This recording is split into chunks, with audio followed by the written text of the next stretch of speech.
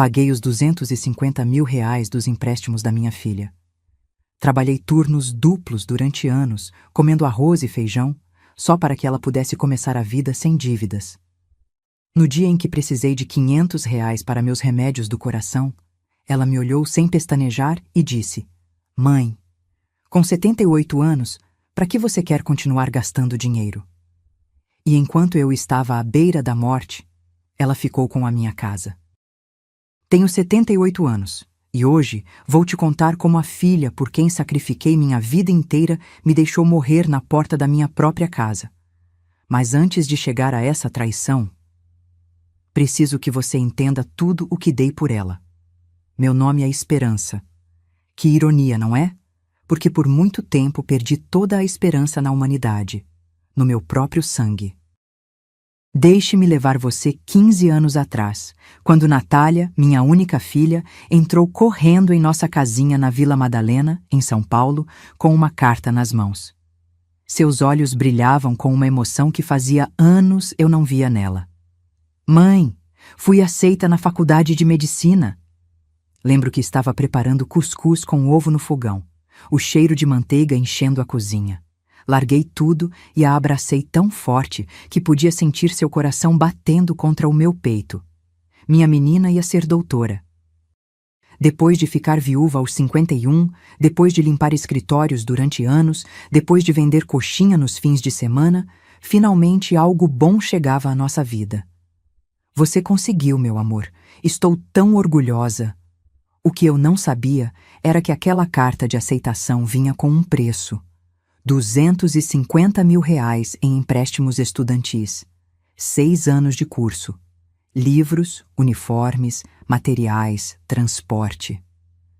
Natália se sentou na mesa de madeira gasta onde havíamos jantado juntas por tantos anos.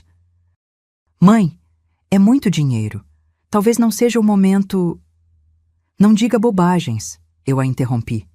Vamos dar um jeito, sempre damos. E assim começou meu segundo trabalho, ou melhor, meu terceiro trabalho. De segunda a sexta, eu limpava 3 casas desde as 6 da manhã até as 2 da tarde. Depois, corria para o meu turno em um restaurante de comida por quilo em Pinheiros, onde lavava pratos até as 11 da noite. Nos fins de semana, eu fazia e vendia coxinhas, empadas de frango e quindins. Eu me levantava às 4 da madrugada para ter tudo pronto. Minhas mãos... Ai, minhas mãos ficaram cheias de calos, de queimaduras, de rachaduras por causa do cloro e da água fria. Mas cada vez que eu via Natália estudando até tarde, rodeada de livros enormes de anatomia, sentia que valia a pena cada bolha. Sabe quantos turnos duplos trabalhei? Nem eu sei. Perdi a conta depois do primeiro ano. Minha vida virou uma rotina de sobrevivência. Trabalhar, pagar, dormir 4 horas, repetir. Parei de ir ao médico quando começaram as dores no peito. São os nervos, eu dizia. Não havia tempo nem dinheiro para os meus achaques. Lembro que uma vez, Natália me encontrou dormindo no sofá com meu uniforme do restaurante ainda vestido, cheirando a óleo e cebola. Eram 3 da manhã. Eu tinha acabado de chegar. Mãe, isso é demais. Você não precisa se matar assim por mim. Acariciei o rosto dela. Minha filha, eu já vivi a minha vida. Agora é a sua vez. Não vou deixar você perder esta oportunidade. Mas agora, com tudo o que sei, me pergunto se naquele momento ela sentiu gratidão, ou se apenas calculou quanto o meu sacrifício custaria para ela. Durante 6 anos completos, paguei cada centavo daquela universidade. R$ 1.500 aqui para livros, 3.000 ali para uniformes clínicos, 5.000 para um curso especializado.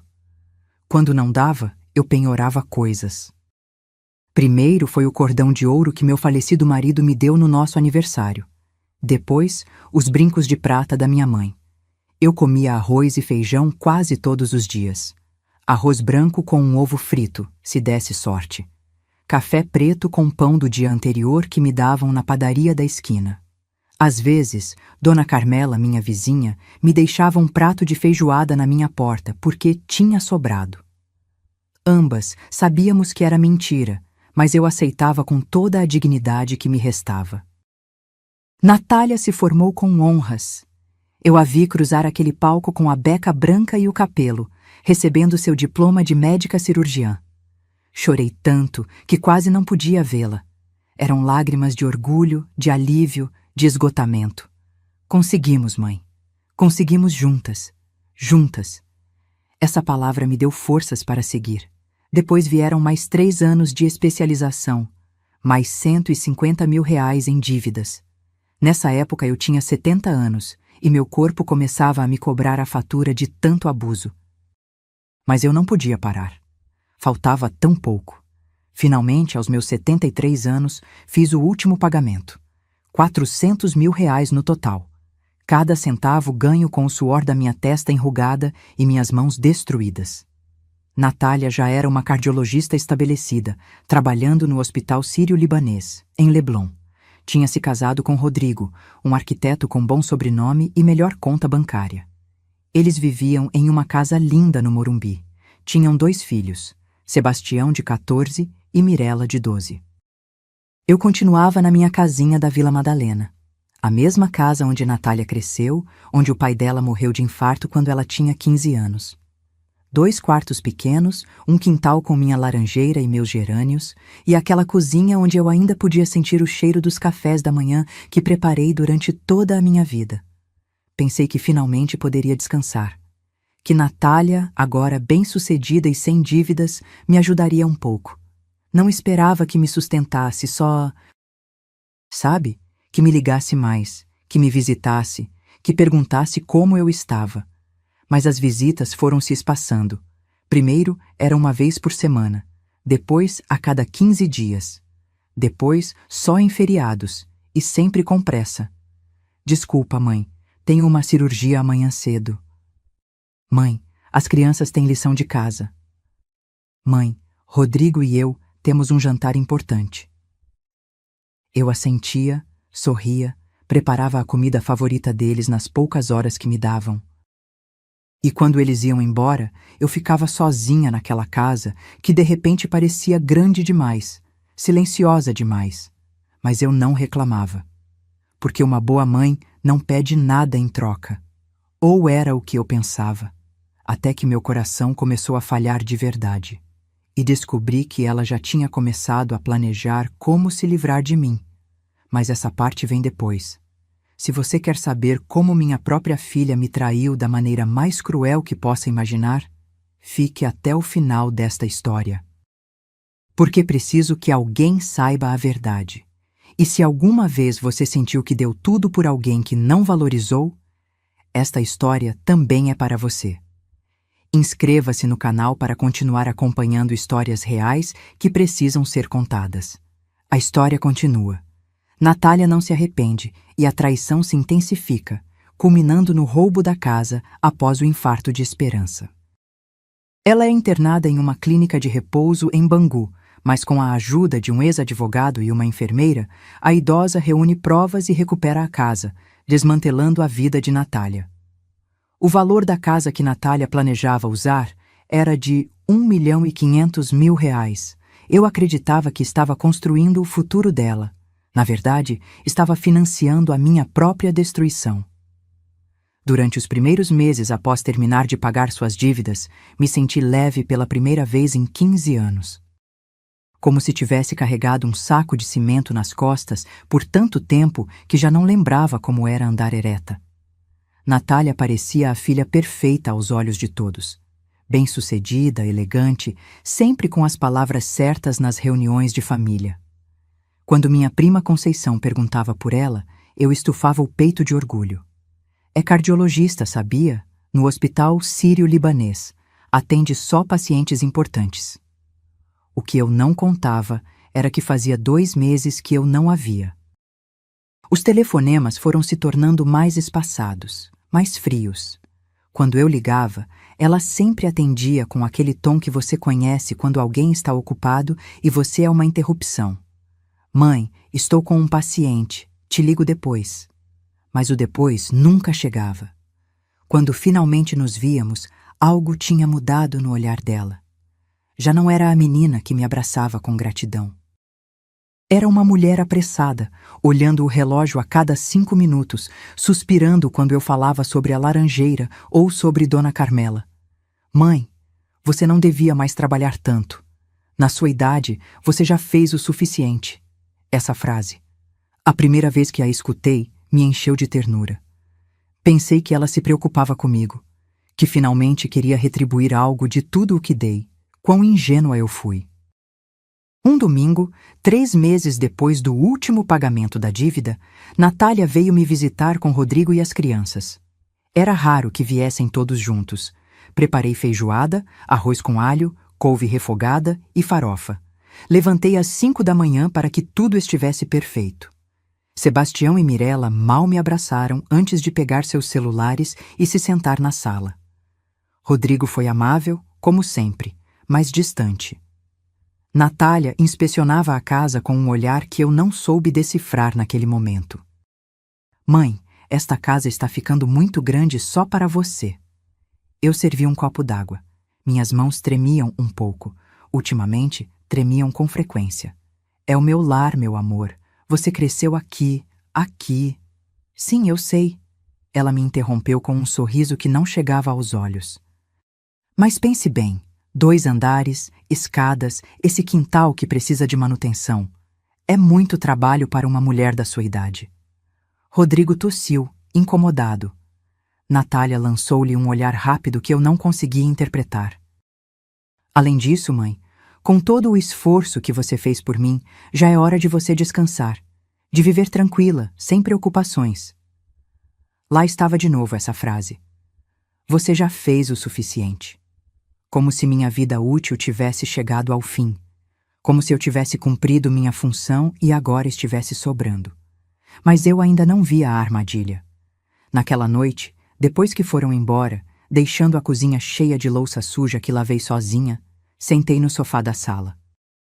O mesmo sofá onde embalei Natália quando era bebê, onde lhe li histórias, onde a consolei quando o pai dela morreu.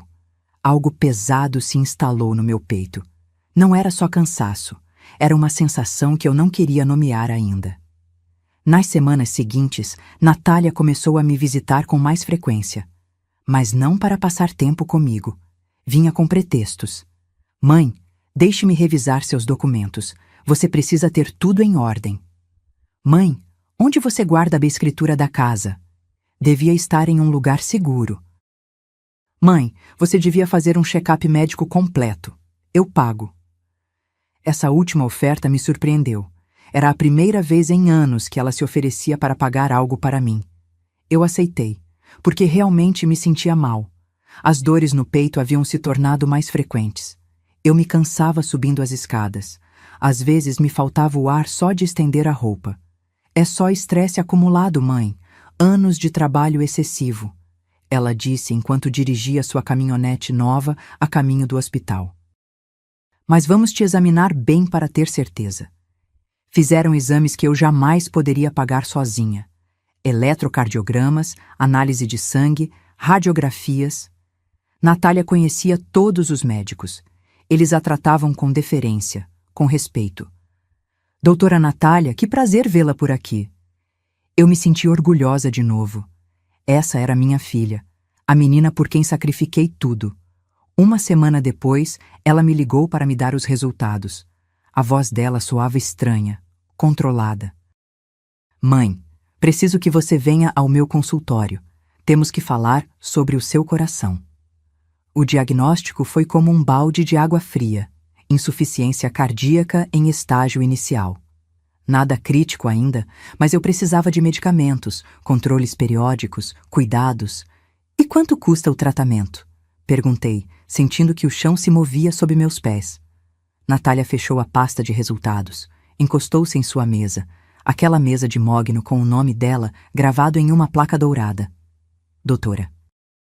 Natália Salazar Mendes, cardiologista. Mãe, não se preocupe com isso agora. O importante é que você se cuide. Mas eu preciso saber, filha. Eu ainda trabalho na casa da senhora Guimarães e... Por isso mesmo, mãe. Você não devia mais estar trabalhando. Olhe para você. Seu corpo está te passando a conta. Ela tinha razão. Mas eu também tinha que comer. Tinha que pagar luz, água, gás. A aposentadoria do INSS mal dava para o básico. Existem medicamentos mais baratos, ela disse depois de um longo silêncio. Não tão eficazes quanto os que você realmente precisa, mas poderiam ajudar um pouco. Senti algo se quebrar dentro de mim. Algo pequeno, como um galho seco. E os outros? Os que eu realmente preciso? Natália suspirou. Aquele suspiro que já estava se tornando familiar. O suspiro de alguém que tem coisas mais importantes para fazer. São caros, mãe. Quase 3.000 reais por mês. E você teria que tomá-los pelo resto da sua vida. O resto da minha vida. Que, segundo meu coração doente, talvez não fosse tanto tempo. Veja bem, ela continuou suavizando a voz. O que você precisa é reduzir o estresse, parar de trabalhar, simplificar sua vida. Essa casa tão grande exige muita manutenção, muitas despesas. Você pensou em se mudar para algo menor? Mais fácil de administrar? Aí estava de novo. A casa. Natália, essa é a minha casa. A casa do seu pai. Onde você... Sim, mãe. Eu sei. Mas papai já se foi. E você está sozinha. Não faz sentido você se agarrar a um lugar que está te consumindo. Fiquei calada. Porque talvez ela tivesse razão. Talvez eu fosse apenas uma velha teimosa agarrada ao passado. Pense nisso, ela disse, e me deu um tapinha na mão. Um tapinha, como se dá em um animal de estimação. Por enquanto, tome estes medicamentos básicos. Falaremos sobre o tratamento completo mais tarde. Saí daquele consultório com uma receita para remédios de segunda classe e um peso novo no peito que nada tinha a ver com meu coração doente. No caminho de volta para casa, no ônibus lotado, me permiti pensar o impensável. Minha filha não queria me ajudar. Minha filha queria... O quê? O que ela realmente queria? Cheguei em casa quando o sol estava se pondo. A laranjeira projetava sombras longas sobre o quintal. Toquei as paredes da minha cozinha, as mesmas paredes que viram Natália crescer, que guardavam ecos de risos, choros e canções de ninar. Talvez seja eu disse em voz alta. Talvez eu seja egoísta por querer ficar aqui. Mas no fundo, naquele lugar onde guardamos as verdades que não queremos ver, eu já sabia que algo não estava certo. Só que eu ainda não imaginava até onde iria a traição dela. Porque o pior ainda não tinha chegado. Meu coração estava falhando. Mas o dela já estava morto. 2 meses depois daquele diagnóstico, meu corpo começou a me cobrar a fatura completa. Já não eram só as dores ocasionais. Agora eu acordava de madrugada com o peito oprimido, como se alguém estivesse sentado em cima de mim. Minhas pernas inchavam tanto que eu mal conseguia calçar os sapatos. Em uma madrugada, não aguentei. Eram 3 da manhã, quando a dor se tornou insuportável. Liguei para Natália com as mãos trêmulas. Mãe, o que houve? A voz dela soava irritada, sonolenta. Meu amor, não consigo respirar direito. O peito... Um silêncio.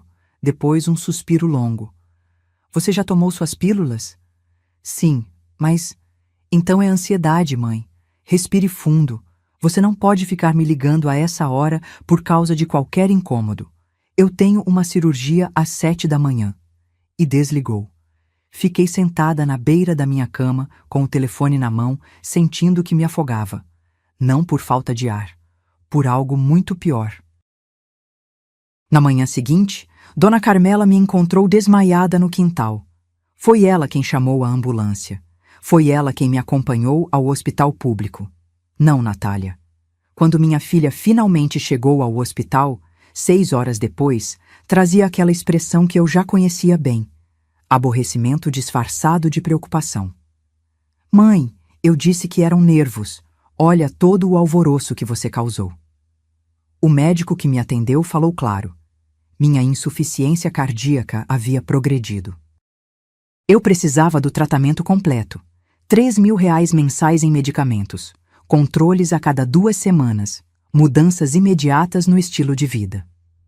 E, acima de tudo, acrescentou o médico, ela precisa evitar o estresse. Nada de trabalhos pesados, zero preocupações. Natália assentiu como a médica profissional que era. Mas quando ficamos sozinhas, a máscara dela escorregou um pouco. Mãe, isso está saindo do controle. Você não pode pagar esse tratamento. Eu tenho minhas próprias despesas, as crianças, a hipoteca. Eu não estou te pedindo nada, sussurrei. Minha voz saiu mais fraca do que eu queria. Eu sei, mas você também não pode continuar assim, trabalhando, se estressando, vivendo sozinha nessa casa enorme que exige manutenção constante. Aí estava de novo, a casa.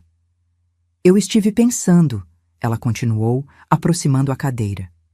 E acho que chegou a hora de tomar decisões inteligentes, para o seu bem. Tirou uns papéis da bolsa. Papéis oficiais que ela já trazia preparados, como se estivesse esperando por este momento. Isto é uma procuração, algo temporário, só para que eu possa te ajudar a gerenciar seus assuntos se algo acontecer. Suas contas, seus documentos, a casa. Meu coração deu um salto, e desta vez não foi pela doença. Eu não entendo, filha. Por que você precisa disso? Porque sejamos realistas, mãe. Você tem 78 anos e um coração que já não responde bem. Se algo te acontecer, quem poderá agir rápido? Pense nas crianças, na sua herança. Tudo precisa estar em ordem. Ela usou meus netos, Sebastião e Mirella. As mesmas crianças que mal me davam atenção quando vinham, mas que agora apareciam no discurso dela como razões urgentes para eu assinar. Além disso, ela baixou mais a voz, olhando em volta como se alguém pudesse nos ouvir. Se você vender a casa e se mudar para um lugar pequeno, mais fácil de administrar, você poderia usar esse dinheiro para o seu tratamento, para viver tranquila seus últimos anos. Últimos anos. Ela disse isso assim, sem filtro. Eu não quero vender minha casa, Natália. Eu não estou dizendo que você venda agora, só para termos tudo preparado, por precaução. Algo no tom dela, algo calculado, ensaiado. Mas eu estava cansada, assustada. Tinha acabado de desmaiar. Meu coração era uma bomba relógio. É só por segurança, mãe, para que eu possa te ajudar se você não puder tomar decisões. Você confia em mim, não é? Essa pergunta foi a armadilha perfeita. Como dizer não para a filha por quem sacrifiquei tudo? Como admitir que eu começava a duvidar dela? Eu assinei. Com a mão tremendo, com um nó na garganta, eu assinei aquele maldito papel. Natália sorriu. Um sorriso que devia ter me alertado sobre tudo. Guardou os documentos na bolsa com movimentos rápidos, eficientes. Perfeito. Agora descanse. Eu cuido de tudo.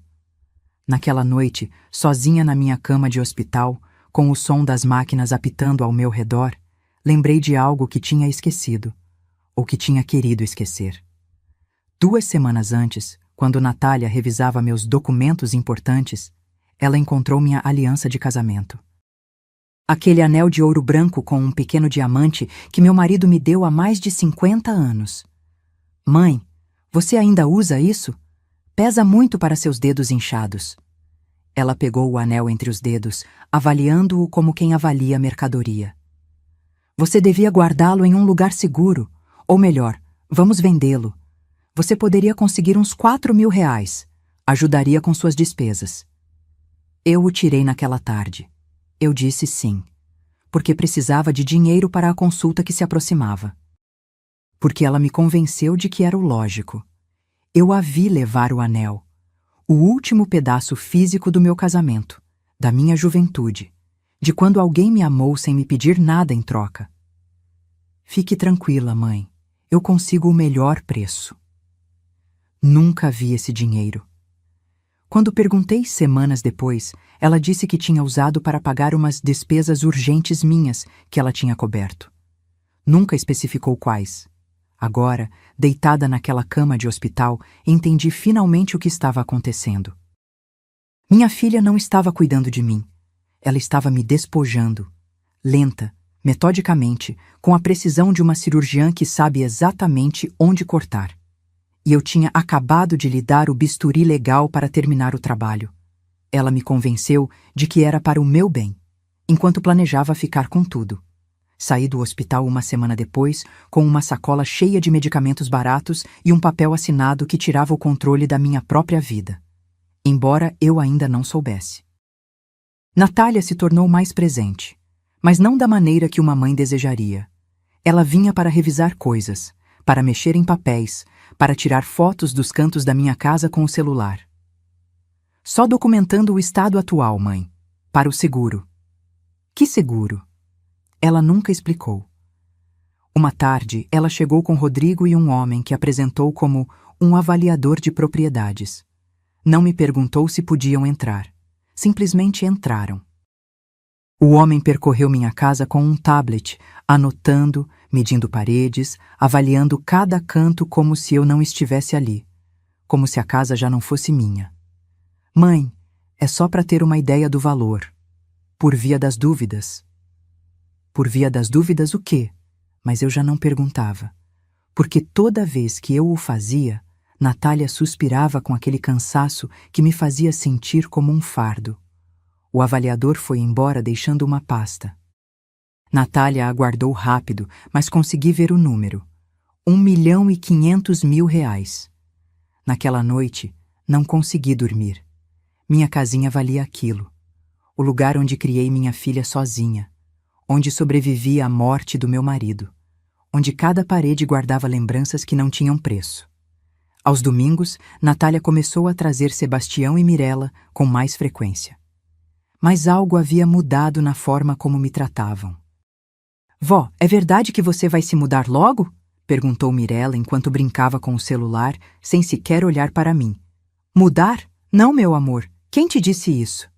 Mamãe, ela disse que você não consegue mais cuidar de si mesma, que você vai para um lugar onde tem enfermeiras. Senti o chão se abrir sob meus pés. Olhei para Natália, que preparava café na minha cozinha como se nada tivesse acontecido. Filha, do que ela está falando? Ah, mãe, as crianças confundem as coisas. Eu só comentei com elas que existem residências muito bonitas para idosos, caso você precise um dia. Mas Mirella não tinha confundido nada. Suas palavras foram muito específicas. Sebastião nem sequer participou da conversa, estava imerso em seu videogame. Estes eram meus netos. As crianças por quem eu supostamente deveria organizar minha herança. Naquela tarde, depois que foram embora, liguei para minha prima Conceição. Precisava falar com alguém. Alguém que me conhecesse de verdade. Esperança, você está bem? Sua voz está estranha. Contei tudo para ela. Os papéis, o avaliador, as insinuações constantes sobre me mudar.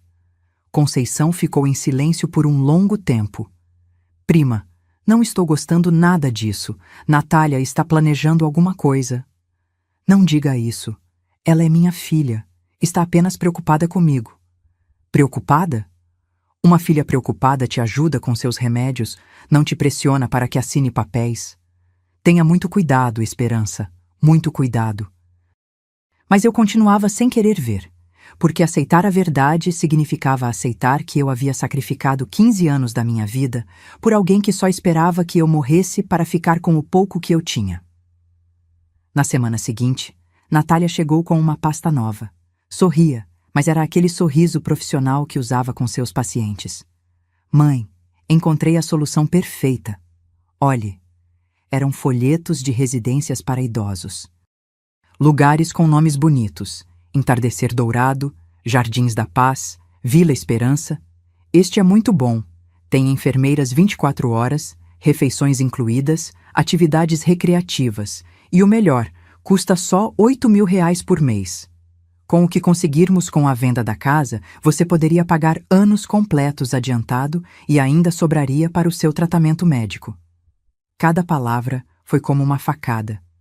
Eu não vou vender minha casa, Natália. O sorriso dela se endureceu. Mãe, seja realista. Você tem 78 anos. Um coração que falha. Por quanto tempo mais você acha que conseguirá cuidar deste lugar? O que acontece se você cair nas escadas e ninguém te encontrar? Ela estava usando meu medo, minha idade, minha doença, tudo que me tornava vulnerável. Em uma residência você estaria segura, cuidada. Eu poderia dormir tranquila sabendo que você está bem, mas não era por mim. Nunca foi por mim. Pense nisso, ela disse, deixando os folhetos sobre minha mesa. Você não precisa decidir hoje. Mas também não pode continuar negando a realidade. Quando fechei a porta atrás dela, permiti-me chorar. Chorar tudo que eu havia segurado, tudo que eu não queria admitir. Minha filha estava me expulsando da minha própria casa. Lenta, metodicamente, com argumentos que soavam razoáveis para quem ouvisse. É para o seu bem, mãe. Mas quando o bem de alguém implica despojá-lo de tudo que ele ama, sentei no meu sofá, o mesmo onde a embalei quando era bebê, onde a ensinei a ler. Onde choramos juntas quando o pai dela morreu. E naquele momento, algo em mim começou a mudar. O medo começou a se transformar em algo diferente, algo que eu não sentia há anos. Raiva. Porque talvez meu coração estivesse falhando, mas minha dignidade ainda batia forte. Ela me transformou em um fardo, na frente de todos que me conheciam. O aniversário da minha irmã Letícia foi o dia em que tudo se tornou público. Ela completava 75 anos e organizou um almoço de família na casa dela, em Botafogo, no Rio. Toda a família estaria lá, primos, sobrinhos, até alguns vizinhos próximos. Natália insistiu em me buscar. Você não pode ir sozinha de transporte público, mãe? E se você passar mal? Eu devia ter visto a armadilha. Chegamos tarde. Todos já estavam sentados ao redor das mesas no jardim. O cheiro de churrasco e vinagrete recém-feito enchia o ar. Música popular brasileira tocava ao fundo. Era uma festa alegre, até que Natália abriu a boca. Desculpa a demora. A mãe demorou muito para se arrumar. Vocês sabem como é. Na idade dela, tudo leva o triplo do tempo. Risos desconfortáveis. Eu senti o calor subir ao meu rosto. Sentei ao lado da minha prima Conceição, que apertou minha mão por baixo da mesa. Durante o almoço, tentei participar das conversas. Rir, ser eu mesma. Mas Natália me vigiava como um falcão. Quando contei uma história sobre Dona Carmela, ela me interrompeu. Mãe, você já contou essa história 3 vezes, não se lembra? Não era verdade. Eu nunca a tinha contado ali.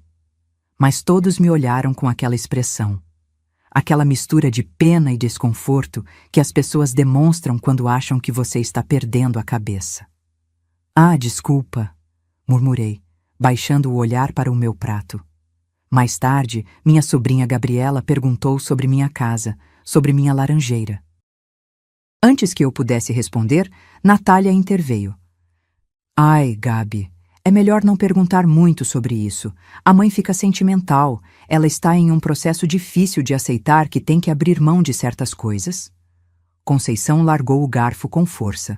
Abrir mão de que coisas, Natália? Bom, a casa é enorme para ela sozinha. Já falamos sobre opções mais fáceis de administrar. Lugares onde ela possa ser cuidada, acompanhada. O silêncio caiu pesado sobre a mesa. Todos me olhavam agora, como se eu fosse uma criança incapaz de tomar as próprias decisões. Esperança, isso é verdade? Perguntou Letícia, com genuína preocupação. Abri a boca para falar, mas Natália foi mais rápida. A mãe ainda está em negação. É normal.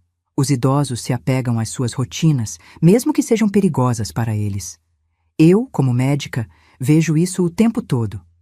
Médica. Ela usou o título como arma, como autoridade inquestionável. O coração dela está muito delicado. Ela não pode ficar sozinha, subindo escadas, carregando coisas, um descuido e... Ela estalou os dedos. Por isso estou buscando o melhor para ela. Minha irmã Letícia assentiu, convencida. Que bom que você se preocupa tanto com sua mãe, Natália. Nem todas as filhas são assim. Senti náuseas. Quis gritar que tudo era mentira, que ela não estava cuidando de mim, que estava me despojando. Mas quem acreditaria em mim? Ali estava a médica bem-sucedida, preocupada com sua pobre mãe doente e teimosa. E ali estava eu, a velha senil que não aceitava a realidade. Rodrigo, sentado na outra ponta da mesa, não participava da conversa. Olhava para sua cerveja com expressão desconfortável. Quando nossos olhos se encontraram, vi algo ali. Culpa, talvez, ou talvez apenas desconforto. Depois do almoço, enquanto as mulheres arrumavam a cozinha, ouvi Natália falando com minhas primas no corredor. É difícil vê-la assim. Há alguns dias ela me ligou às 3 da manhã por causa de uma dor que acabou sendo gases. Outra vez deixou o fogão ligado a noite toda. Ela tem momentos de lucidez, mas também de confusão. Mentiras. Eram todas mentiras, mas ditas com tanta convicção que até eu duvidei da minha própria memória por um segundo. Coitadinha, ouvi alguém dizer. E coitada de você, Natália. Que fardo. Fardo. Essa palavra me atravessou. Conceição me encontrou chorando no banheiro. Me abraçou forte, sem dizer nada, porque não havia palavras para isso. Ela está te destruindo na frente de todos, sussurrou finalmente. Está construindo uma narrativa, para que quando ela ficar com sua casa, todos pensem que ela fez o certo. Ela tinha razão. Natália estava plantando a história. Mãe senil, filha sacrificada. Quando chegasse a hora de me tirar tudo, ninguém questionaria nada. Todos diriam: ainda bem que Natália estava lá para cuidar dela. No caminho de volta para casa, Natália dirigia cantarolando, feliz, satisfeita com sua atuação. A festa estava linda, não estava, mãe? Não respondi. Olhava pela janela as ruas da cidade que me viu nascer. A cidade onde construí minha vida, onde enterrei meu marido, onde criei sozinha esta mulher que agora me tratava como um estorvo. Mãe, não fique brava. Estou apenas sendo realista. Alguém tem que ser. Quando chegamos à minha casa, desci do carro sem me despedir. Ouvi a voz dela atrás de mim. Pense no que falamos. O tempo está acabando, mãe. Seu coração não vai esperar que você esteja pronta.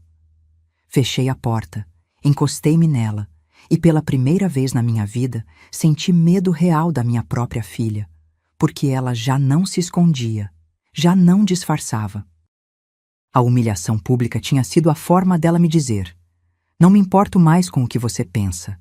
Vou fazer o que eu quiser e todos vão me aplaudir. Mas ela não sabia de algo. Que as mulheres da minha geração aprenderam a sobreviver a coisas piores do que a traição de uma filha. E que quando não te resta nada a perder, você se torna perigosa. Enquanto eu agonizava no hospital, ela trocava as fechaduras.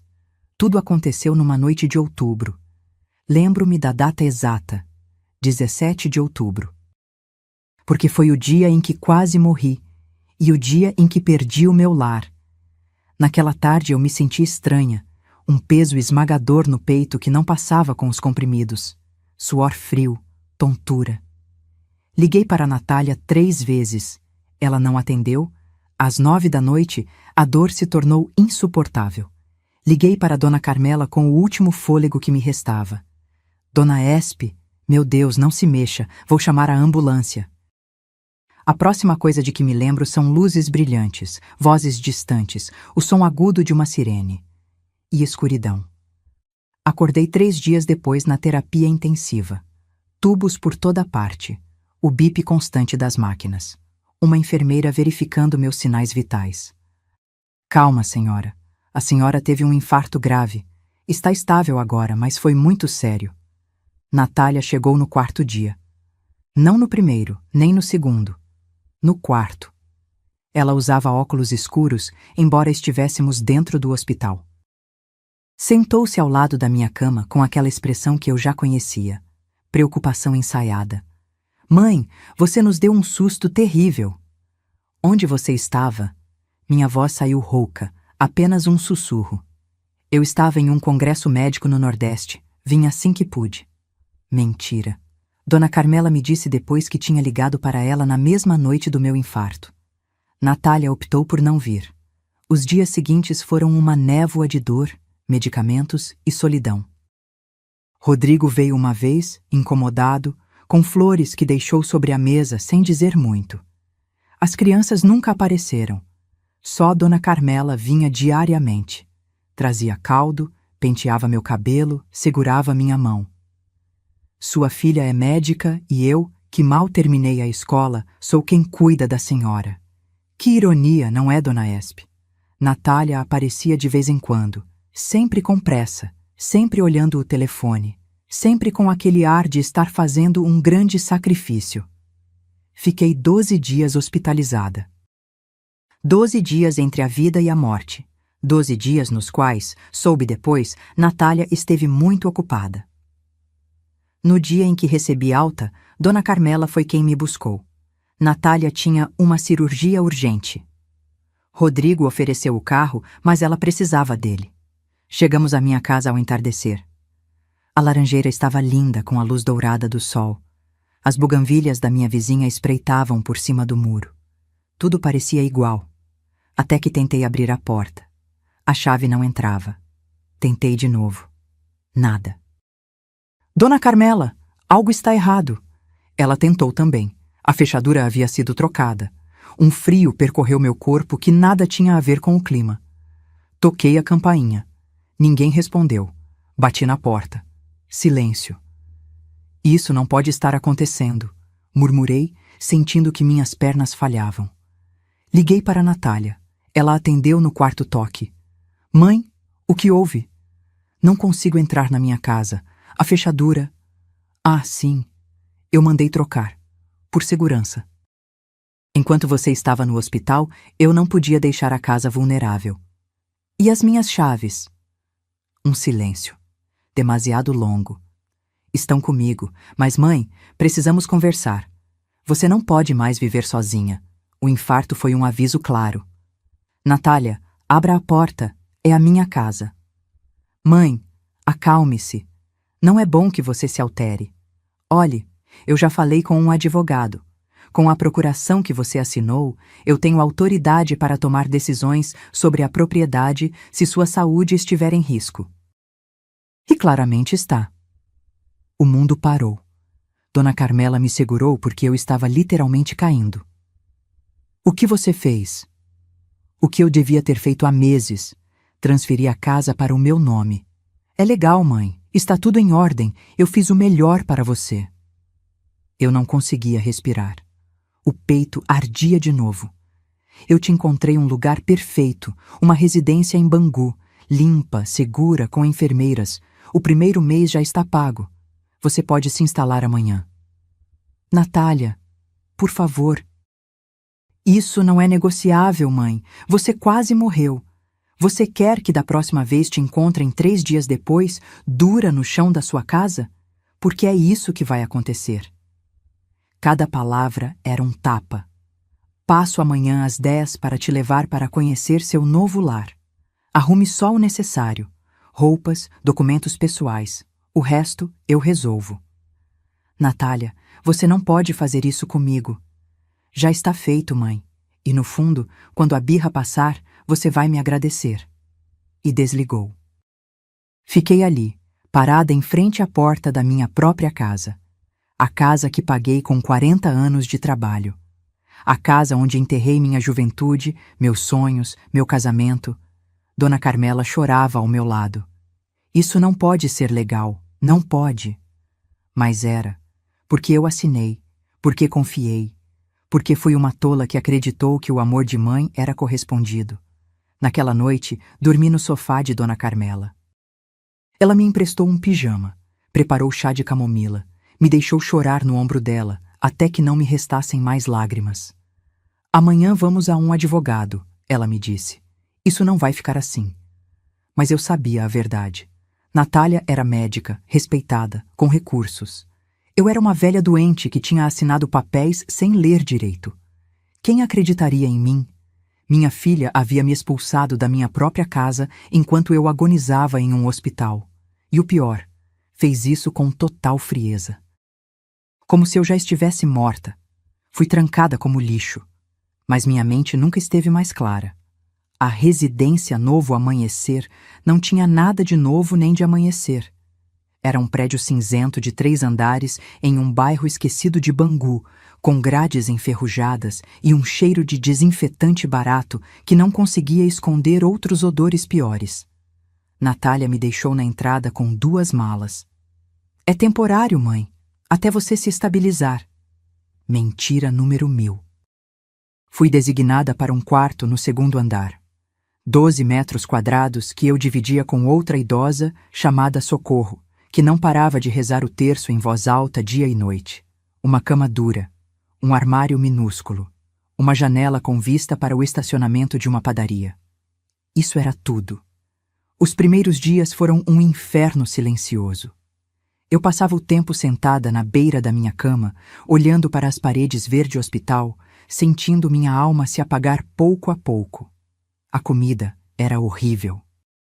Caldo ralo, frango duro como sola de sapato, pão velho. Nada a ver com meu cuscuz com ovo, com meu café coado, com as coxinhas recém-feitas de Dona Carmela. Natália vinha a cada 2 semanas, 15 minutos exatos. Nunca mais, nunca menos. Verificava se eu estava tomando meus remédios, assinava papéis e ia embora com um sorriso de dever cumprido. Está vendo, mãe? Aqui você está segura, cuidada. Não é melhor do que estar sozinha naquela casa enorme? Eu não respondia.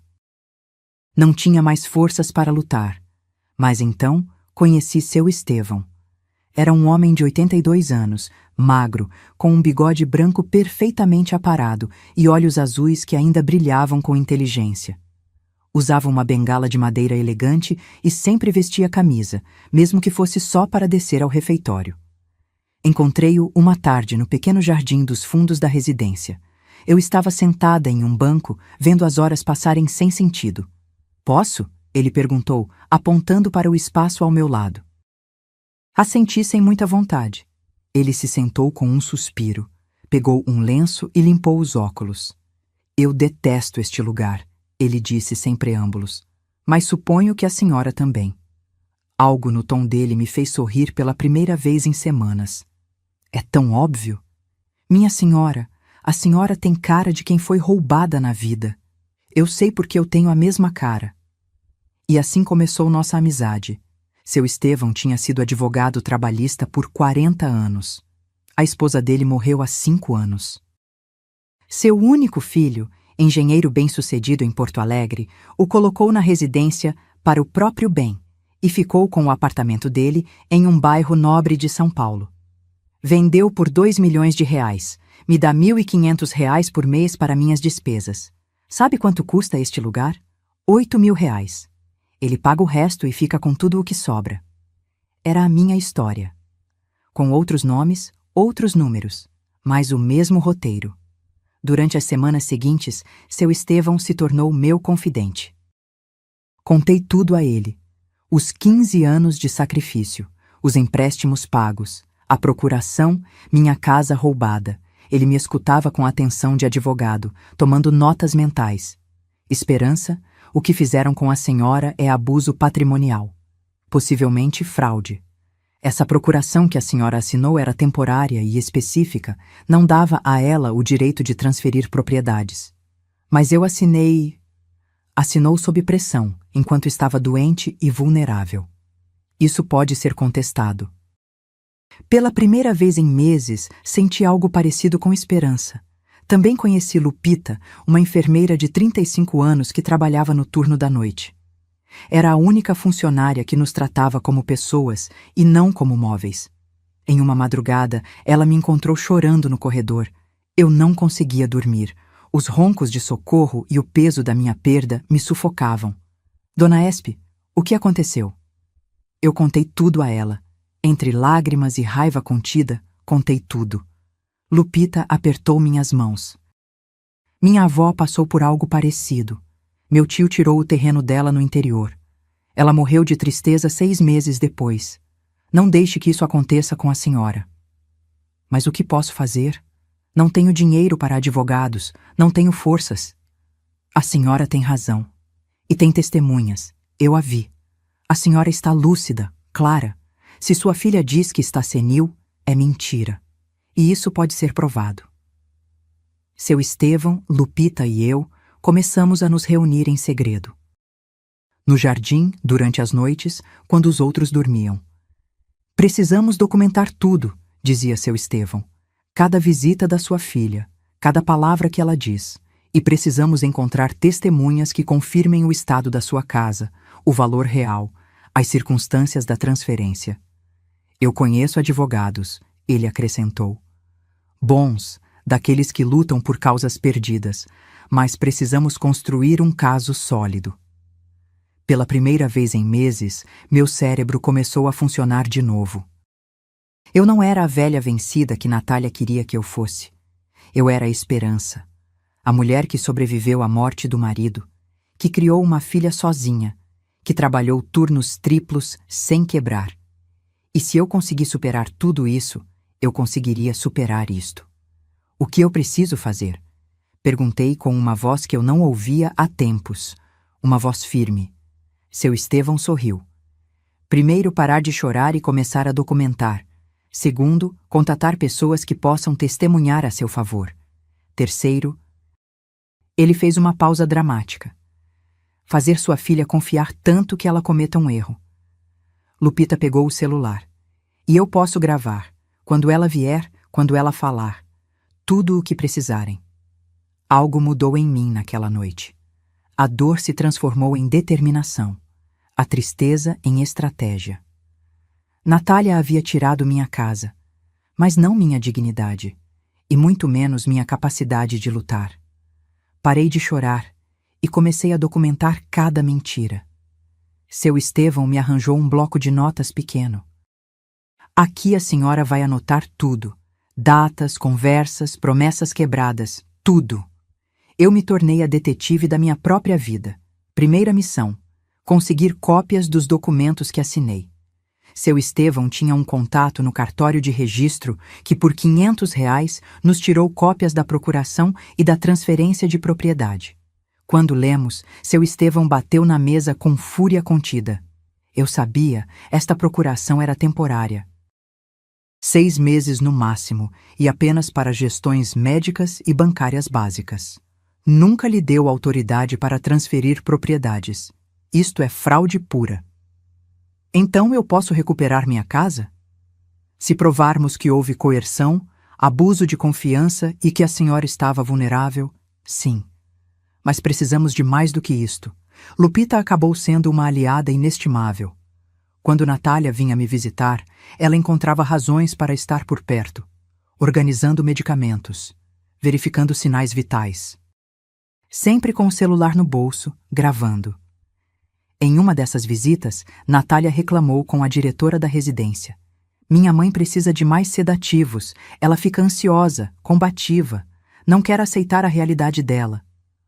Lupita gravou tudo, inclusive a parte em que Natália acrescentou: quanto menos lúcida ela estiver, melhor para todos. Essas palavras me destruíram, mas também me deram munição. Seu Estevão me ensinou algo importante. O inimigo mais perigoso é o que confia demais. Natália acha que já ganhou. Essa será a perdição dela. Minha prima Conceição foi a próxima peça-chave. Liguei para ela do telefone público da residência. Prima, preciso da sua ajuda, mas tem que ser em segredo. Conceição veio me ver uma semana depois. Fingiu ser uma nova moradora visitando as instalações. Sentamos no jardim como duas desconhecidas. Dei-lhe instruções específicas. Falar com os vizinhos da minha antiga casa, com Dona Carmela especialmente. Conseguir depoimentos de como eu vivia, do meu estado mental, de como Natália me pressionava. E tem mais, acrescentei. Preciso que você vá ao cartório de notas onde a transferência foi feita. Pergunte quem estava presente, que documentos Natália apresentou se eu estava lá. Conceição apertou minha mão. Vão devolver sua casa, prima, eu juro.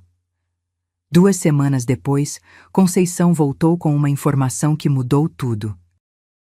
Dona Carmela deu um depoimento desolador. Como me encontrou desmaiada, como Natália demorou dias para vir ao hospital, como viu homens trocando as fechaduras enquanto eu agonizava. Seu Ramiro, meu vizinho de longa data, confirmou que eu estava perfeitamente lúcida sempre, que eu cuidava da minha casa, pagava minhas contas, vivia de forma independente, mas o mais importante, Conceição falou com o tabelião. Esperança, sua filha apresentou a procuração e um atestado médico falso que dizia que você estava em estado de demência avançada e que não podia tomar decisões. Você nunca esteve presente na transferência. Meu sangue ferveu. Um atestado médico falso. Ela, sendo médica, tinha falsificado documentos. Isso é um crime grave, disse seu Estevão quando eu contei a ele. Com isto e as gravações, temos um caso sólido. Mas precisávamos de mais uma coisa, que Natália se afundasse com as próprias palavras. Seu Estevão elaborou um plano. A senhora vai pedir para ela vir. Vai dizer que está pronta para assinar mais papéis, que aceita tudo. Vai fazê-la se sentir segura. E então vai fazer perguntas específicas enquanto Lupita grava. Era arriscado, mas era a nossa única oportunidade. Liguei para Natália. Fingi uma voz fraca, derrotada. Filha, preciso te ver. Quero resolver uns papéis pendentes, sobre a casa. Ouvi o sorriso dela do outro lado do telefone. Claro, mãe. Vou no sábado. Fico feliz que você finalmente esteja sendo razoável. Naquele sábado, montei o cenário perfeito. Pedi à diretora que nos deixasse usar a sala de visitas privada. Minha filha e eu precisamos de privacidade para assuntos legais. Lupita escondeu o celular atrás de um vaso de flores no modo de gravação. Quando Natália chegou, trouxe uma pasta nova. Mais papéis para eu assinar, com certeza. Mãe, você parece melhor. O descanso está te fazendo bem. Engoli a raiva. Sorri como a velha tola que ela pensava que eu era. Filha, eu estive pensando muito. Sobre a casa, sobre tudo. Fico feliz que você tenha entrado em razão. Só tenho algumas dúvidas. A casa valia R$ 1.500.000, não é? Mais ou menos. Mas com os reparos que precisava, eu a vendi por R$ 1.200.000. Mentira. Seu Estevão descobriu que ela não a tinha vendido. Estava no nome dela, esperando o momento perfeito. E esse dinheiro, onde está? Natália suspirou com aborrecimento. Mãe, está investido. Para o seu futuro, para quando você precisar de mais cuidados. Posso ver? Os papéis do investimento? O rosto dela mudou. Você não precisa ver nada. Eu cuido de tudo. Foi para isso que você me deu a procuração, lembra? Sim, mas essa procuração era temporária, para emergências médicas. Era para o que eu considerasse necessário. A voz dela endureceu. Mãe, não vamos começar com isso de novo. É que eu não entendo, filha. Trabalhei 15 anos para pagar sua faculdade. Por que eu sinto que agora você me cobra cada centavo que eu investi em você? O silêncio foi pesado. Natália colocou a pasta sobre a mesa. Você quer a verdade, mãe? Assenti, sentindo meu coração acelerar. E então, ela soltou tudo o que eu precisava para destruí-la. Montei um cenário. E ela caiu como a ambiciosa que sempre foi. Natália se recostou na cadeira, cruzou as pernas e me olhou com uma frieza que eu nunca vou esquecer. Você quer a verdade? Tudo bem. Já é hora de você ser realista. Eu mantive a compostura. Atrás do vaso de flores, o celular de Lupita continuava gravando. Mãe, você já cumpriu sua função. Você pagou minha faculdade. Isso foi a única coisa que eu realmente precisava de você. Era sua obrigação como mãe, não era? Me dar as ferramentas para triunfar. Cada palavra era uma faca. A casa sempre deveria ter sido minha. Eu sou filha única. Eventualmente me caberia. Eu só acelerei o processo. Mas você me deixou sem nada. Minha voz tremeu. Não precisei fingir. Eu te deixei com um teto, comida e cuidados médicos. O que mais você precisa na sua idade? Para que desperdiçar dinheiro em uma velha que não tem futuro? Aí estava, ela tinha dito, com essas palavras exatas. Além disso, sejamos honestas. Você já viveu sua vida. Criou sua filha, casou, trabalhou. Pronto. Agora é a minha vez de desfrutar o que me é devido. E meus últimos anos? Minhas lembranças naquela casa? Natália soltou uma risada seca. Ah, mãe, as lembranças estão na sua cabeça, não em 4 paredes. Supere isso. Respirei fundo. Seu Estevão havia me preparado para isso. Aperte mais. Faça ela soltar tudo. E se eu não tivesse assinado aquela procuração? O que você teria feito? O sorriso dela se distorceu. Eu teria dado um jeito. Um atestado de demência não é difícil de conseguir quando você conhece médicos. Uma assinatura aqui, outra ali. Mãe, eu sou médica. Eu sei como o sistema funciona. Ela tinha acabado de confessar falsificação de documentos. Mas você me facilitou as coisas assinando. Você sempre foi tão confiante, tão ingênua. Ela se inclinou para a frente. Olha, eu vou te dizer algo que nunca te disse. Esses 15 anos que você trabalhou como uma condenada por mim, eu nunca te pedi. Foi sua decisão se sacrificar. Eu só aceitei o presente. Era sua educação, seu futuro. E eu te agradeci sendo bem-sucedida, mas eu não te devo a minha vida inteira por causa disso.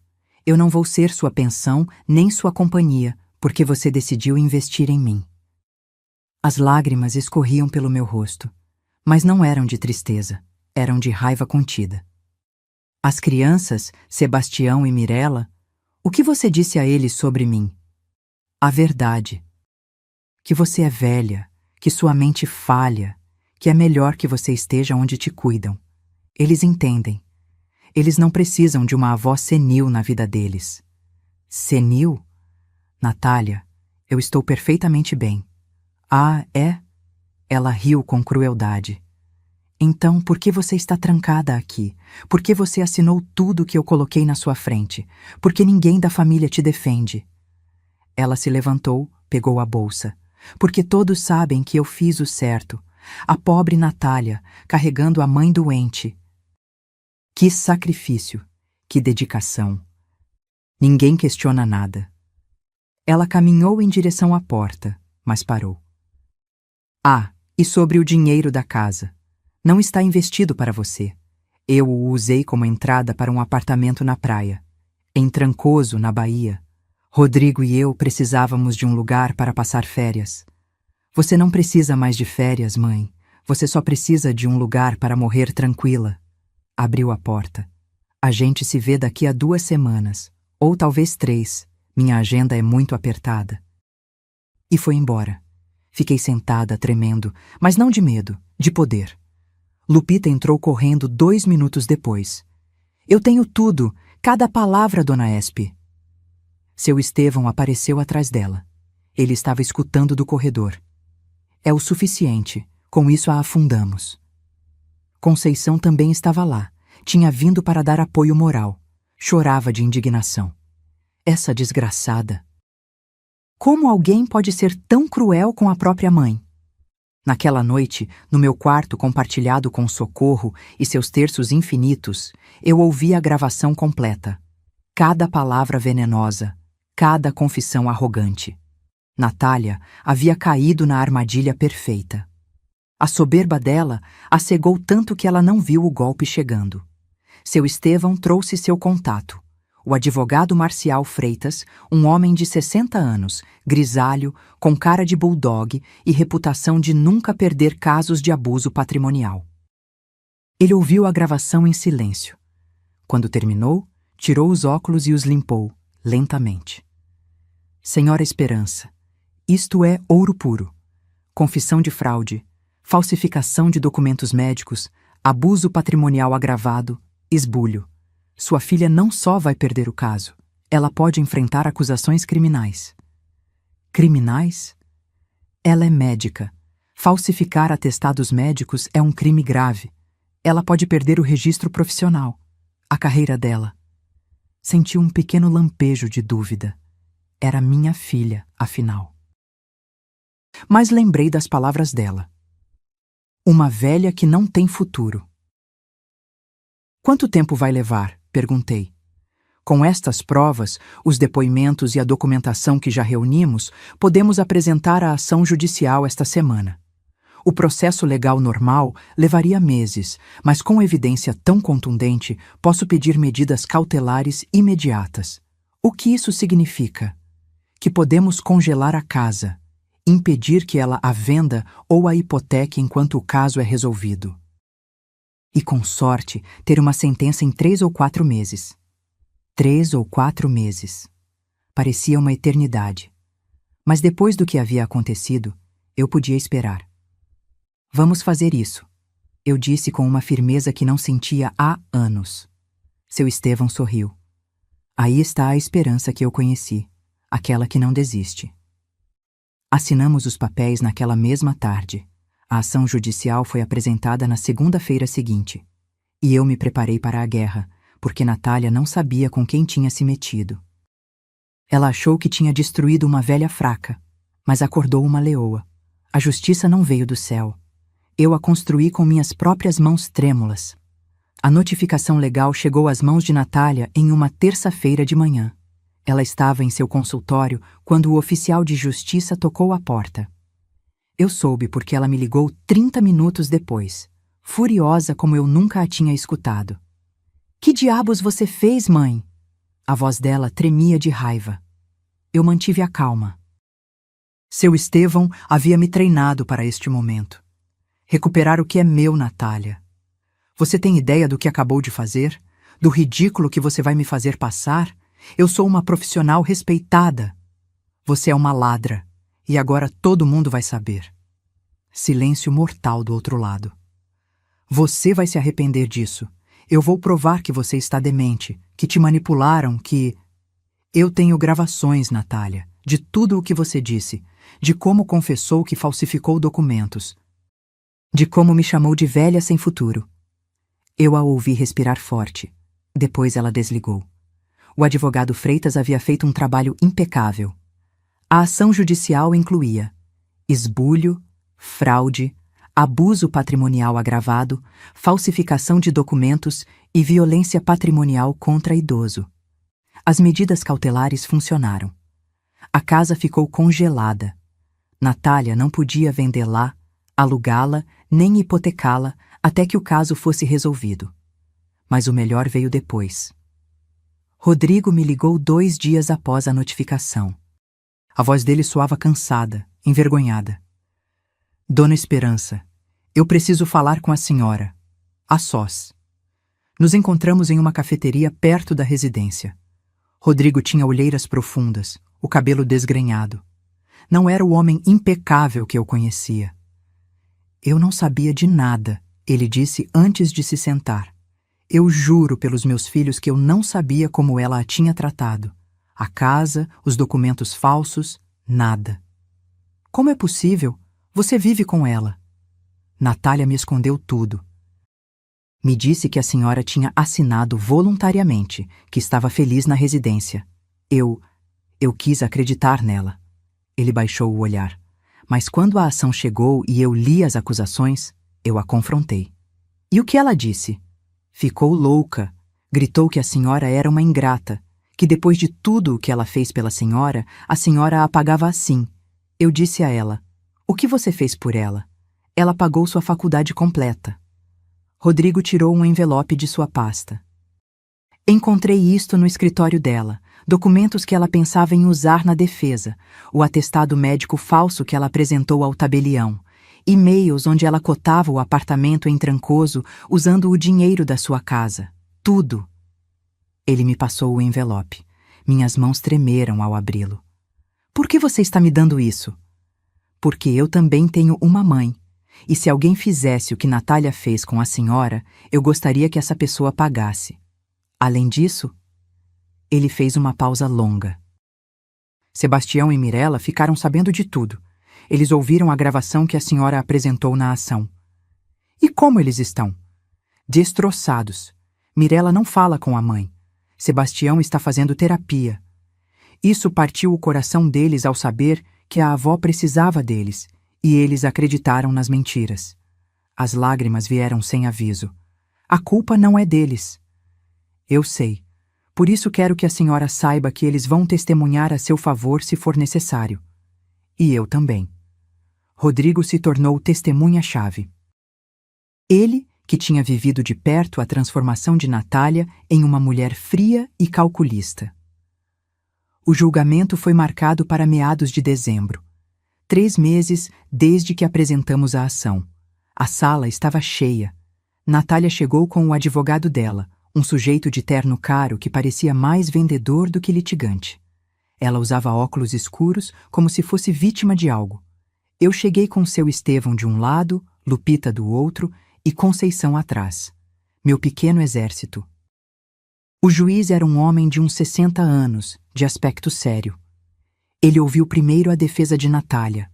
O advogado dela tentou me pintar como uma idosa senil manipulada por estranhos que queriam ficar com meu dinheiro.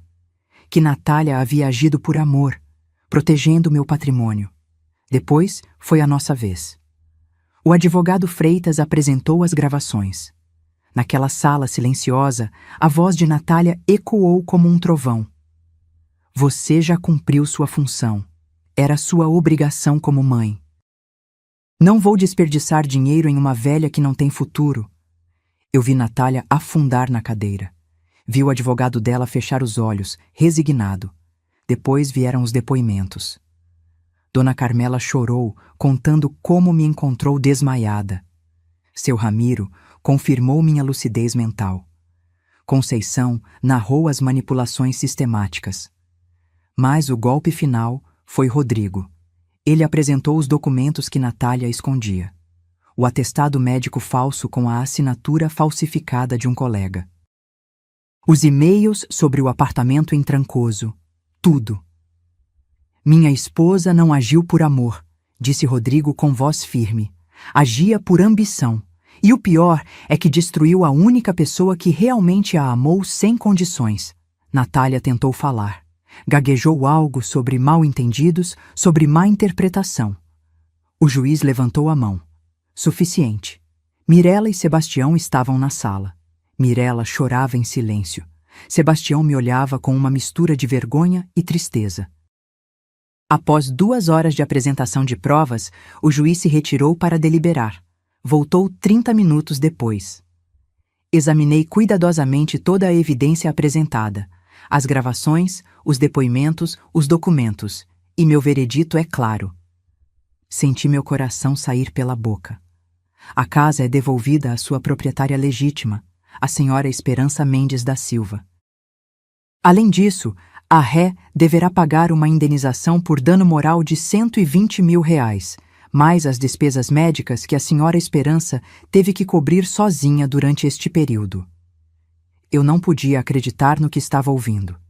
Adicionalmente, ordenei que se investigue criminalmente a falsificação de documentos médicos. O caso será encaminhado à delegacia correspondente. Natália se levantou de um salto. Isso é injusto! Ela me manipulou! Eu só queria protegê-la! O juiz a olhou com dureza. Doutora Natália, eu sugiro que a senhora fique em silêncio. Suas próprias palavras a condenaram. E assim, naquela sala fria de tribunal, eu recuperei minha vida. Não apenas recuperei minha casa, eu lhe ensinei o significado de perder tudo.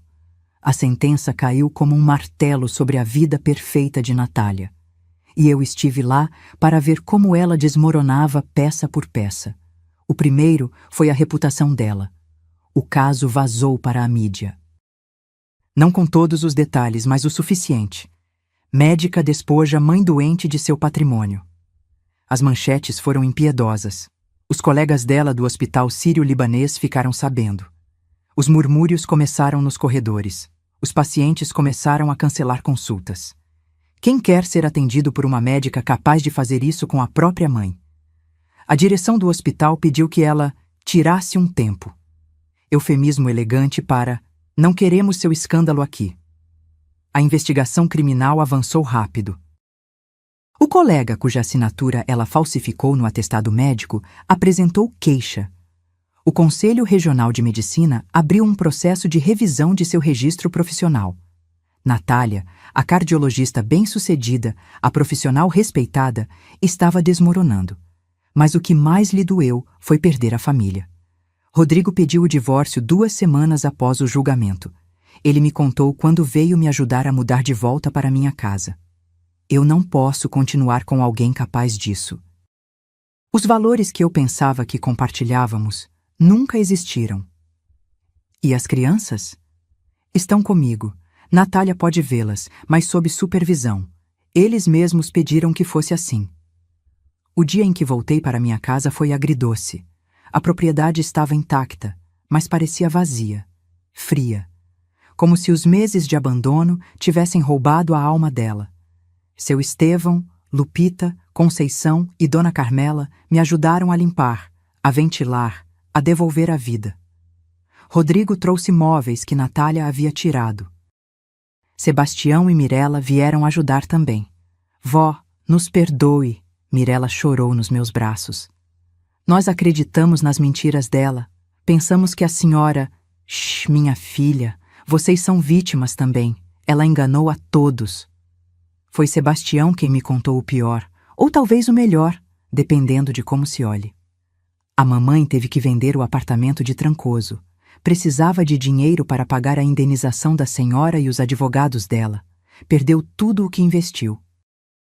Justiça poética em sua máxima expressão. O lugar que ela comprou com o dinheiro da minha casa, o símbolo de sua traição, teve que vendê-lo para me pagar. Um mês depois do julgamento, Natália tentou me visitar. Chegou sozinha, sem avisar, no meio da tarde. Eu a vi da janela. Parecia destruída. Magra, com o cabelo desarrumado, roupa amassada. Já não era a médica impecável e bem-sucedida. Tocou a campainha. Não abri de imediato. Deixei-a esperar. Quando finalmente abri a porta, ela ficou parada ali, sem saber o que dizer. Mãe, eu... O que você quer, Natália? Perdão. Eu preciso que você me perdoe. Eu perdi tudo. Meu trabalho, meu casamento, meus filhos me odeiam. Eu não tenho nada. Essas palavras, as mesmas que eu poderia ter dito meses atrás. E você vem buscar perdão porque você precisa dele, não porque realmente se arrependa? Ela chorou. Lágrimas reais desta vez, sem cálculo por trás. Eu não sei o que aconteceu comigo. A ambição, o dinheiro, querer dar aos meus filhos o que eu não tive. Eu me perdi no caminho. Você teve tudo, Natália. Uma mãe que se matou trabalhando por você. Uma educação que te abriu todas as portas. Mas não foi suficiente. Eu sei. E agora eu perdi tudo. Eu a olhei. Olhei de verdade. E vi uma mulher quebrada. Mas não senti o impulso de abraçá-la, de consolá-la como eu teria feito antes. Porque algumas feridas são profundas demais. Natália, durante meses eu me perguntei o que eu fiz de errado. Como eu falhei como mãe para que você chegasse a isso. Mas agora eu entendo que a culpa não foi minha. Eu te dei amor incondicional. Você escolheu transformá-lo em uma transação comercial. Mãe, por favor, eu não vou te negar o perdão, mas também não vou esquecer. Você pode seguir sua vida, reconstruir o que destruiu, mas não espere que eu esteja aqui para te pegar toda vez que você cair. Ela tirou algo da bolsa, uma chave. É da casa, a última cópia que me restava. Eu a peguei. Sabe o que é o mais triste de tudo isso? Que se você tivesse me pedido ajuda, se você tivesse sido honesta comigo sobre seus problemas de dinheiro, eu teria encontrado uma forma de te ajudar. Porque é assim que nós, mães, amamos. Sem condições. Eu sei, ela sussurrou. É por isso que dói mais. Ela se virou para ir embora, mas parou. As crianças querem te ver. Rodrigo disse que tudo bem. Diga a eles que eu os espero no domingo. Para o almoço, eu vou fazer feijoada. Ela assentiu e se foi. Caminhando devagar, curvada, como se carregasse o peso do mundo. Eu senti pena? Sim, era minha filha, afinal. Eu a perdoei completamente? Não, porque o perdão verdadeiro leva tempo. E algumas traições deixam cicatrizes permanentes. Naquela noite, sentada na minha sala, com uma xícara de café coado quente nas mãos, olhei em volta. Minha casa. Meu lar. Recuperado. Seu Estevão havia morrido 2 semanas após o julgamento. O coração dele simplesmente parou enquanto dormia. Mas ele morreu feliz, sabendo que havia ajudado a vencer uma última batalha. Lupita continuava me visitando. Não era mais minha enfermeira, era minha amiga. Conceição vinha toda semana com pão de queijo e fofocas do bairro. Dona Carmela continuava me deixando pratos de comida na porta, embora eu já não precisasse deles. Eu tinha perdido meses da minha vida, tinha sofrido traições que nunca imaginei. Mas também tinha encontrado algo que não sabia que tinha: força, dignidade, a capacidade de me levantar quando tudo parecia perdido. Natália me tirou a casa por um tempo, mas eu tirei algo dela que ela nunca poderá recuperar: a paz dela. Porque agora ela viverá o resto da vida sabendo que destruiu a única pessoa que a amou sem pedir nada em troca. E essa é a verdadeira justiça poética. Aos meus 78 anos aprendi que nunca é tarde para se defender. E nunca é cedo para colher o que se semeia. Passaram-se 6 meses desde o julgamento. 6 meses em que minha vida se reconstruiu de maneiras que eu nunca imaginei. Minha casa voltou a se encher de vida. Não da maneira que eu esperava, mas de uma forma mais autêntica, mais real. Os domingos se tornaram sagrados. Sebastião e Mirella vêm almoçar. Eu os ensino a fazer coxinhas na mão. Conto-lhes histórias de quando a mãe deles era criança. As histórias boas, antes que a ambição a consumisse.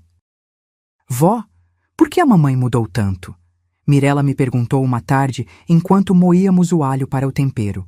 Às vezes, minha filha, o sucesso nos faz esquecer de onde viemos. Sua mãe se perdeu no caminho. Mas isso não significa que ela não possa se reencontrar. A senhora acha que ela vai se reencontrar? Isso depende dela. Eu já fiz a minha parte. Rodrigo também vem de vez em quando. Sente-se culpado por não ter visto os sinais. Mas eu não guardo rancor dele. Dona Esperança, se eu soubesse... Pronto, meu filho. O importante é que você esteve lá quando importava. Isso vale mais do que qualquer desculpa. Com a indenização que Natália pagou, eu pude finalmente custear meu tratamento médico completo. Os remédios que eu realmente preciso, os controles regulares, uma vida digna. Eu ainda trabalho, mas agora por escolha, não por necessidade. Eu vendo meus salgados nos fins de semana porque gosto, porque é minha tradição. As pessoas do bairro dizem que são os melhores da Vila Madalena. Dona Carmela e eu nos tornamos inseparáveis. Compartilhamos cafés à tarde, rimos das novelas, nos acompanhamos no silêncio. Dona Espe, a senhora é a mulher mais corajosa que eu conheço. Eu não fui corajosa, Carmela. Eu só parei de ter medo. E é verdade. Durante anos eu vivi com medo de incomodar, de pedir, de reivindicar o que era meu. Medo de que minha filha parasse de me amar se eu não fosse a mãe perfeita e sacrificada. Mas esse medo quase me matou, literalmente. Agora eu vivo diferente, de cabeça erguida, sabendo que meu valor não está no que eu posso dar, mas em quem eu sou. Natália está reconstruindo a vida dela, lentamente. Conseguiu trabalho em uma clínica menor, com um salário muito inferior. O processo criminal terminou com liberdade condicional e trabalho comunitário. Ela perdeu o registro profissional por 2 anos. Eu a vejo de longe às vezes. Nos cruzamos no mercado, na rua. Nos cumprimentamos com um aceno de cabeça. Nada mais. Eu a amo? Sim, ela é minha filha. Isso não muda. Eu confio nela? Não. E talvez eu nunca mais volte a confiar completamente. Eu preciso dela? Não mais. E essa foi a descoberta mais libertadora de todas. Um dia, 3 meses depois do julgamento, chegou uma carta à minha porta. Era de Natália. Escrita à mão, não impressa. Páginas e páginas de desculpas, de reconhecimento, de dor. Mãe, eu não espero que você me perdoe. Nem sequer tenho certeza se mereço. Mas eu preciso que você saiba que a cada dia eu carrego o peso do que eu fiz. Não pela sentença do juiz, mas pela sentença da minha própria consciência. Eu destruí o que eu tinha de mais valioso por coisas que não valem nada. O apartamento, o dinheiro, o prestígio, tudo se foi. Mas você continua aí. E eu estou aqui, sozinha com minhas decisões. Talvez um dia eu possa olhar nos seus olhos sem sentir esta vergonha que me consome viva. Enquanto isso, eu só quero que você seja feliz, que viva em paz na casa que sempre foi sua filha que aprendeu a lição mais dura. Eu guardei essa carta na gaveta onde tenho meus tesouros. Não a joguei fora, porque o perdão é um processo, não um evento. A laranjeira do meu quintal floresceu este mês. Seu Estevão me disse uma vez: as árvores que sobrevivem às tempestades mais fortes são as que dão os frutos mais doces. Ele tinha razão. Esta história, minha história, não é apenas sobre uma casa recuperada ou uma filha que traiu. É sobre encontrar a força quando você achava que não lhe restava mais nenhuma. É sobre saber que sua dignidade não depende do quanto você dá, mas do quanto você respeita quem você é. É sobre entender que o amor verdadeiro nunca humilha, nunca despoja, nunca destrói. E é sobre aprender que, às vezes, as famílias que escolhemos são mais fortes do que as famílias de sangue. Hoje, aos meus 78 anos, com meu coração fraco, mas meu espírito inabalável, eu vivo cada dia como um presente. Eu cuido dos meus gerânios, preparo meu café coado, cumprimento meus vizinhos, abraço meus netos. E quando me sento na minha sala, naquele sofá onde embalei Natália bebê, eu já não sinto dor. Sinto paz. Porque a verdadeira riqueza não está no que você possui, mas no que você não permite que te tirem. Seu valor, sua dignidade, seu direito de ser tratada com respeito. Essas coisas ninguém pode te roubar, a menos que você permita, e eu não permito mais nada. Fim.